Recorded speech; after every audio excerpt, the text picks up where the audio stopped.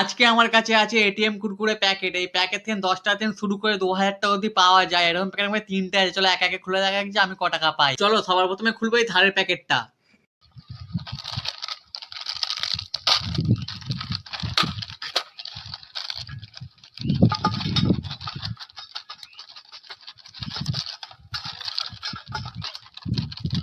আরে দেখো গাইস, প্রথম প্যাকেটটা খুলতে তো একটা 100 নোট পেয়ে গেলাম, তাও আবার কর আর নোটটা কিন্তু আসল। চলো এবার খুলবো মাঝখানের প্যাকেটটা।